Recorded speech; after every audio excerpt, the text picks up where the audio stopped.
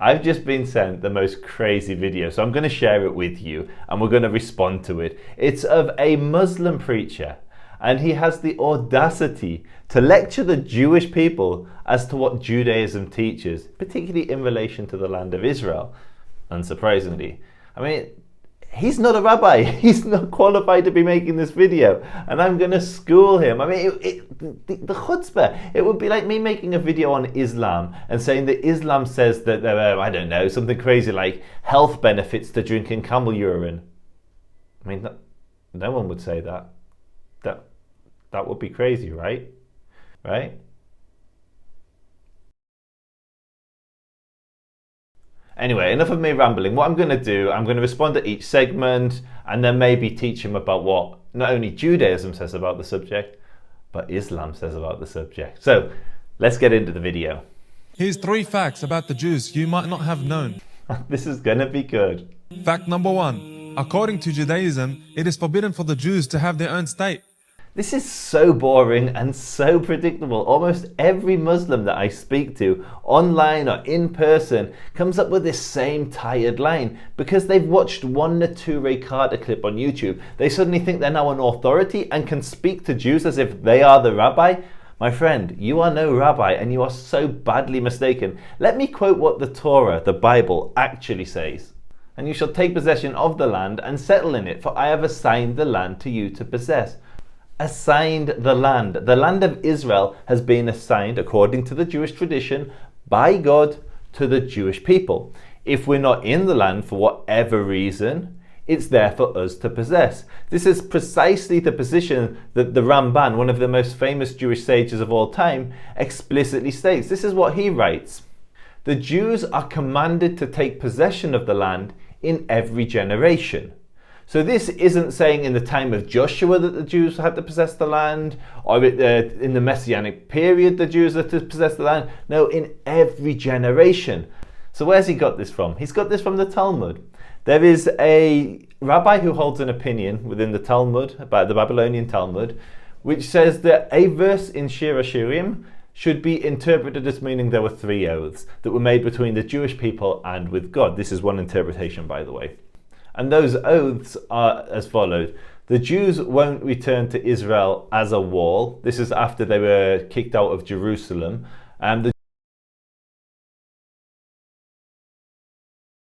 Will they rebel against the nations of the world? And then the final thing is the non-Jews in return won't excessively oppress them, the Jewish people. Now, clearly there has been excessive persecution, oppression, the Holocaust, the Inquisitions, etc. But ignoring all of that, what is the verse that the rabbi bases this interpretation that there's 3 oaths on? Let me take you to that verse. And then we're going to contrast it to the verse I introduced at the beginning. And tell me which one makes more sense to you. So, this is the verse. I adjure you, or I have besworn you, O daughters of Jerusalem, by gazelles or by deers of the field, do not awaken and do not rouse up love until it is desirous. Okay? It's quite a stretch to get to Jews can't have a state from there.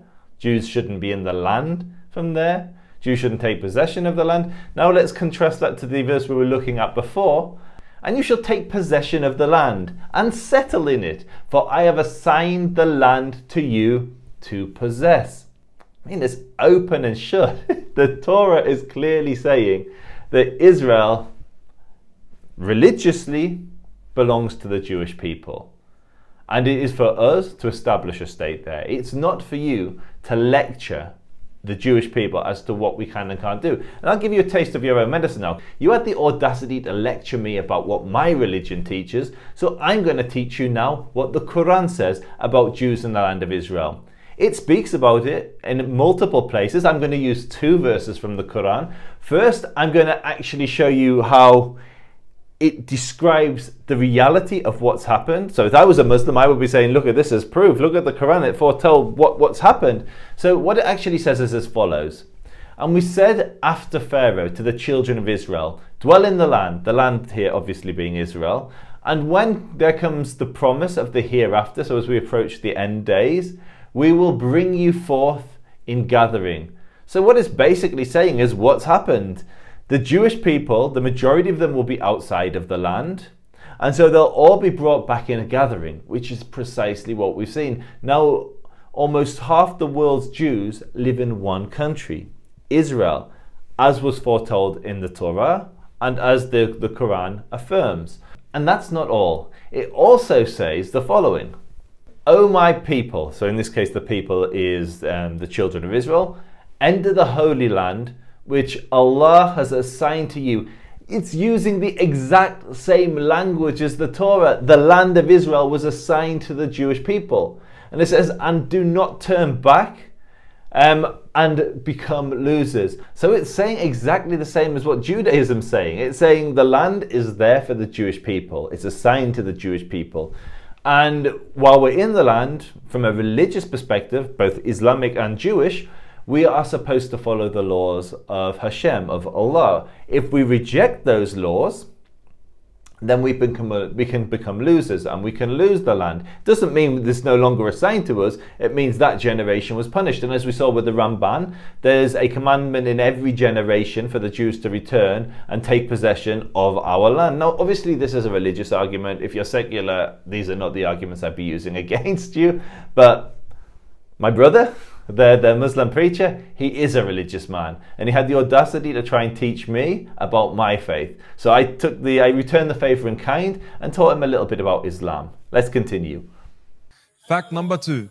Throughout time, the Muslims were the only people to allow Jews into their land and allowed them to live in peace, as they always have under Islamic rule, such as when they lived under the rule of Umar ibn Khattab radiyallahu anhu.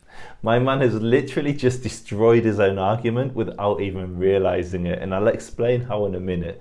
But first, I really just want to point out how boring this is. We hear it all the time from Muslim preachers that life under Islam was incredible for the Jews. It was the Garden of Eden, it was paradise on earth. Spoiler alert, it wasn't. But he could not have picked a worse example. And I'll explain how. So he started it by saying Islam welcomed the Jews in. Well, Umar ibn al-Khattab, actually, first, where am I getting this? This is coming from authentic Islamic sources, from the Hadith. And there's many of them attesting to what I'm about to say. I'm going to quote one of them.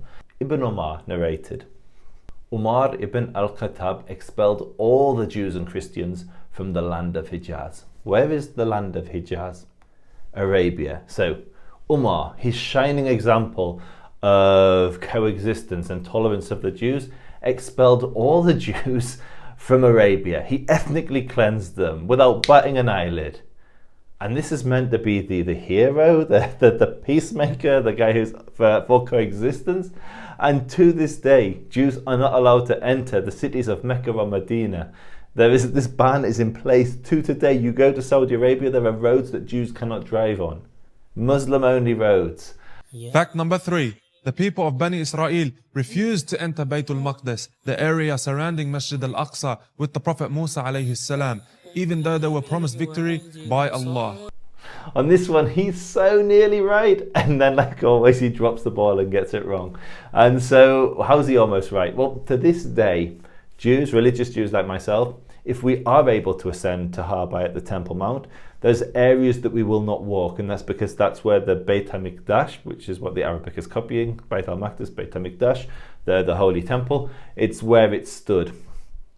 And Jews cannot stand there to this day. We're not allowed to stand where the Holy of Holies was. That's forbidden to all Jews except the Kohen Gadol, the high priest. And we don't have a high priest today. We don't have a temple today. We don't know exactly where it was, the Holy of Holies. So we just simply don't step where the temple was. So he's right there. But then, as always, he drops the ball. How did he drop the ball? He said because they didn't enter it with Musa. Musa is the Arabic name for Moshe, for Moses.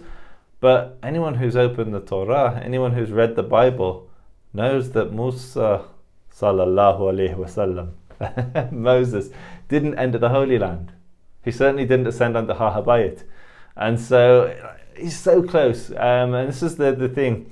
There's usually a kernel of truth to what he's saying. So when we started with the 3 oaths, there is an interpretation and a stream within Judaism that kind of believes that Jews can't have a state until the Messiah comes. So they're Zionists in waiting. And then there's the majority of the rest of us who don't follow that tradition, and we believe that we are supposed to be in the land before the Messiah comes. And so it's the same story, whether he's talking about Musa and the Temple Mount, or the Jews having a right to a state. He's got a little bit of it half right, and then just got completely lost, because he's not a rabbi, he's not a sheikh, he's a TikToker. And so we should not be taking our wisdom from TikTokers.